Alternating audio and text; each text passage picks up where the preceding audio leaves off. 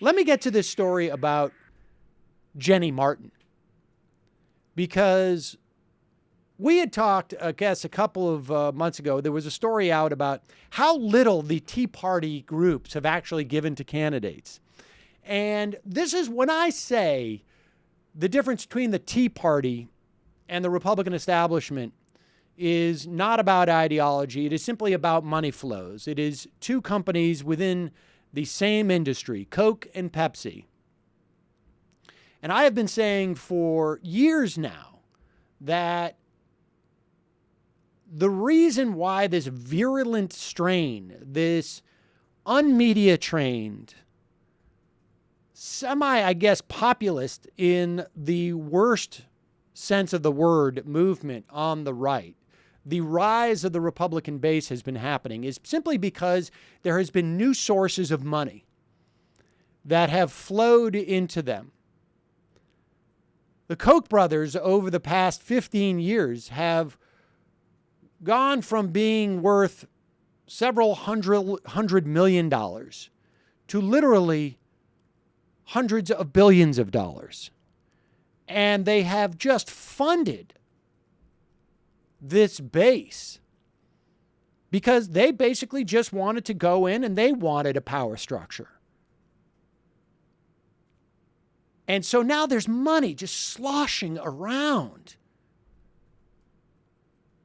in just an enormous amount. So you have this story of Jenny Beth Martin. In Mississippi, Jenny Beth Martin and the Tea Party Patriots try to prove their worth. I don't know why I'm using that accent.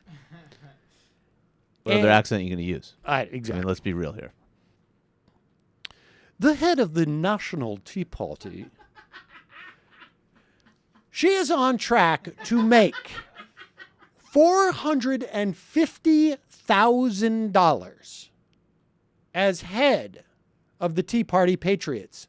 It's written into her contract that she can ride first class anywhere in the country, but according to her lawyer, she doesn't use that perk. It's more of an option thing. It's just a respect. It's a sign. Yes. We all recall how much the Tea Party hates the idea of anyone riding first class, like, for, say, Nancy Pelosi.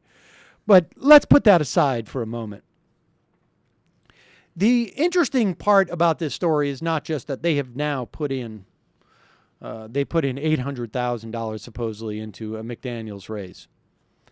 The interesting thing is not just that these groups are raking in money and giving very little out to candidates. The interesting thing about Jenny Martin's story is that before she was head of the Tea Party Patriots, she was a software manager who quit her job to get fertility treatments and give birth to twins. The temp agency of her husband, Lee Martin, which I guess he ran, went belly up. They had a debt of more than $500,000, so they filed bankruptcy. They allowed for government intervention to stand in the way of them and their creditors. Now, of course, I'm sure when they don't like all these rules and regulations that are hurting our economy and keeping us from living in a true free market, they don't mean bankruptcy, corporate bankruptcy. A corporation, an entity that is licensed and chartered by the government, that allows them arm's length distance from liability, not the least of which protection from their own personal assets from the creditors who are owed money by his company.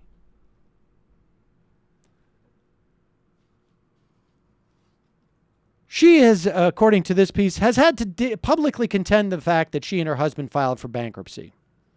But less well known is the fact that her husband accepted unemployment for a time. I never said there should be no safety net, she says. That decision was more difficult for him than the decision not to stay in our house. We were scraping by. In other words, you see, he is different. It should be a safety net, not a hammock, unless it's funding the hammock that my husband's laying in while he's not working. understand that unemployment benefits are for the regulars, not the irregularities who voted Traditionally. in this Mississippi race. It is for me, but not for thee, as it were. We were scraping by.